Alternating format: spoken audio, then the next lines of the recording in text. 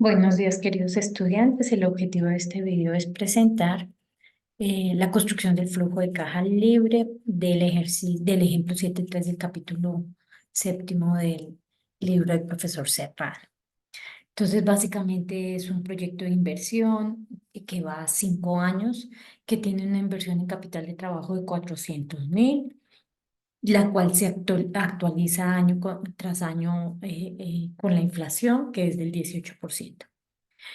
La inversión en activo fijo es de 1.800.000. Se espera que ese activo fijo en los 5 años se deprecie el 90%, es decir, el valor a depreciar va a ser 90% del valor del activo fijo y se asume una depreciación en línea recta de ese valor depreciable. Entonces, aquí lo tenemos dividido entre el número de años porque se supone que el, el activo fijo se está desgastando en la misma proporción cada año. Se espera vender el activo fijo al final de los 5 años en 600.000 y pues el valor del libro lo podemos derivar pues, de diferentes formas. Podemos calcular el 10% del valor del activo fijo, o también podemos hacer el valor del activo fijo menos el valor a depreciar, y ese sería el valor en libros, que también es llamado valor de salvamento o valor residual. La tasa de impuestos se asume el 35% y también el impuesto por ganancia ocasional. Entonces nos dan la utilidad operativa de los 5 años, la utilidad operativa esperada, y estos son los valores que se tienen. Entonces recuerden que la construcción del flujo de caja libre presenta estas columnas porque se parte de la utilidad operativa. Solamente voy a centrar aquí para que se vean los títulos.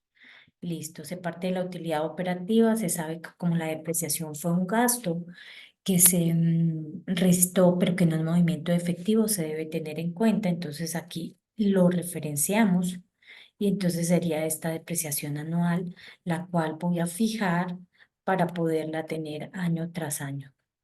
Ay, control Z. Ok.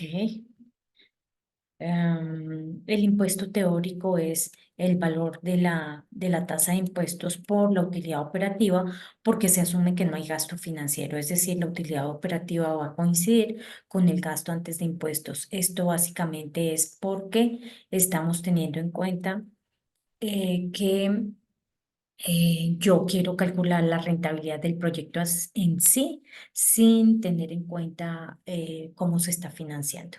Aquí el error que sale es que tengo que fijar la tasa de impuestos. La tasa de impuestos se fija y ahí sí lo puedo copiar. Listo. Para calcular el delta o la inversión anual en capital de trabajo neto operativo, pues tenemos que aquí hacer un análisis del capital de trabajo.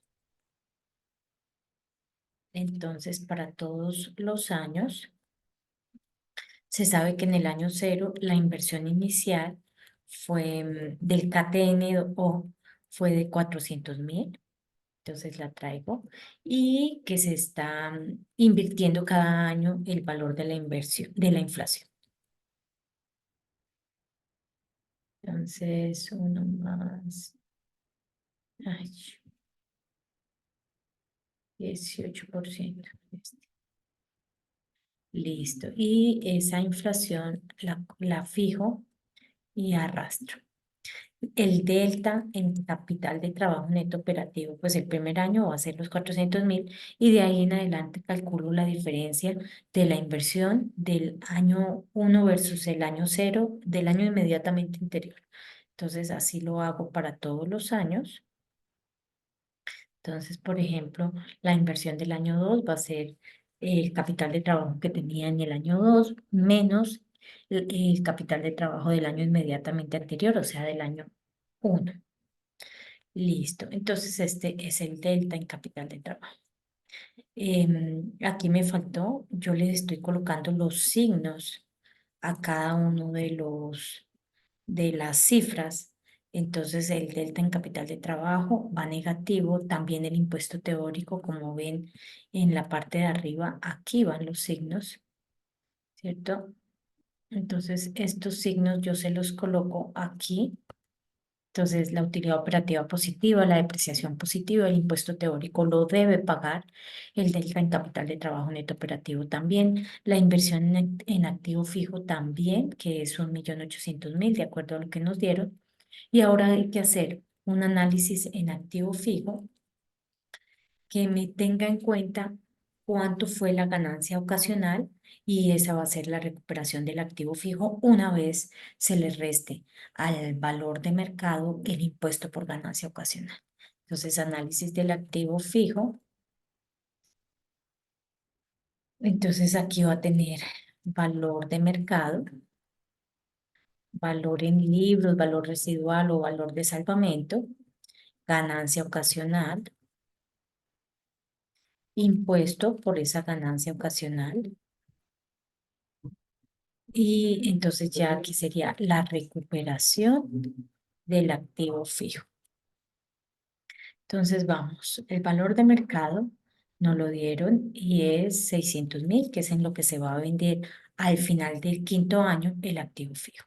El valor en libros es el 10% del valor del activo fijo porque se deprecia el restante. Es decir, que hay una ganancia ocasional de 420.000 por la cual se paga un impuesto, que el impuesto de ganancia ocasional es del 35%.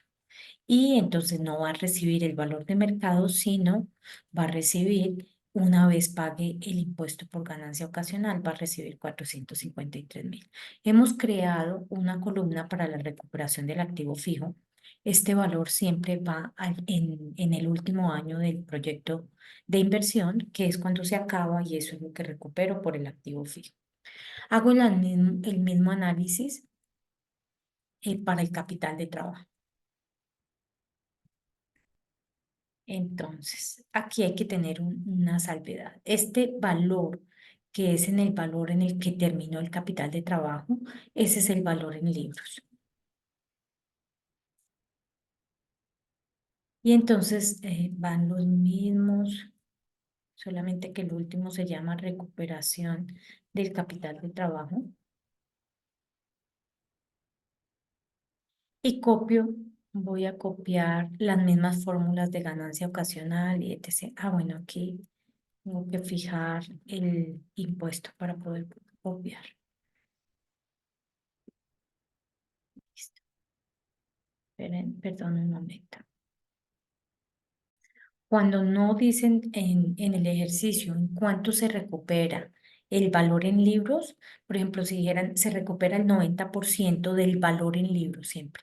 Siempre el valor en libros es el valor del capital de trabajo en el último año, en el quinto año en este caso. Entonces, ese sería el valor en libros, este.